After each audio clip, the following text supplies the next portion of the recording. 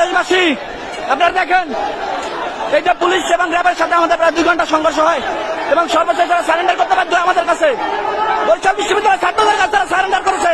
আপনারা দেখেন এখন চলে যাচ্ছে, আমাদের উপর টিয়ার শেল নিক্ষেপ করেছে, রাবার বুলেট নিক্ষেপ করেছে। আমরা আমাদের যথাযথ চেষ্টা করে এদেরকে প্রতিহত করেছি।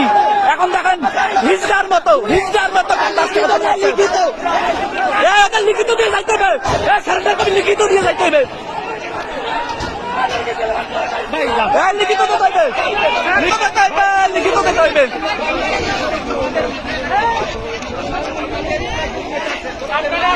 আপনারা দেখেন সাধারণ শিক্ষার্থী এমন ভাবে প্রতিরোধ করেছে, অভিযানদের শক্তি আপনারা দেখে রাখেন, এরা আমাদের কাছে সারেন্ডার করেছে, মাপ চেয়েছে।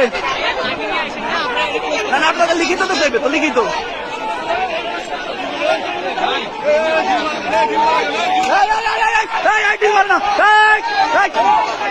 দিল মারবে না, দিল না, দিল না।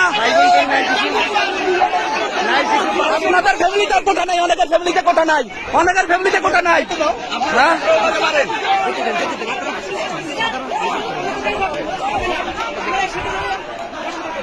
দেখছেন আপনারা, এই হিজড়ার গোষ্ঠী ববিয়ানদের কাছে পরাজিত হয়ে সারেন্ডার করেছে এবং আমাদের সবাইকে ডেকে তারা স্বীকার করেছে যে আমরা আসলে চলে যাচ্ছি এবং তারা হচ্ছে ক্যাম্পাস থেকে চলে যাচ্ছে। এখন জানি না তাদের কোনো দুর্বসন্ধি আছে কিনা পরবর্তীতে।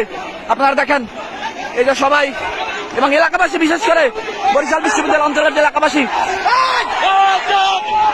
বরিশাল বিশ্ববিদ্যালয় এলাকাবাসী ডিল মারে কেন, আবার ডিল মারে কেন, আবার ডিল মারে কেন? ভাই খেয়াল রাখেন, বাইরের থেকে কেউ যেন ডিল মারতে পারে না পারে।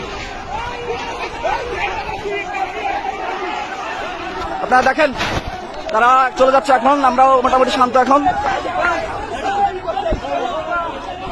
এলাকাবাসী আমাদেরকে যথেষ্ট সহায়তা করেছে। এই বরিশাল দপদপিয়া ইউনিয়নের এলাকাবাসী, বরিশাল বিশ্ববিদ্যালয় আশেপাশের এলাকাবাসী, তারা আমাদের সর্বোত্তম সহযোগিতা করেছে।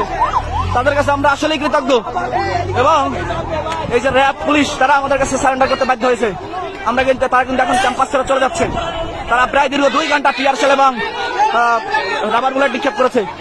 আমরা সবগুলোই তাদেরকে প্রতিহত করেছি। এখন তারা চলে যাচ্ছে।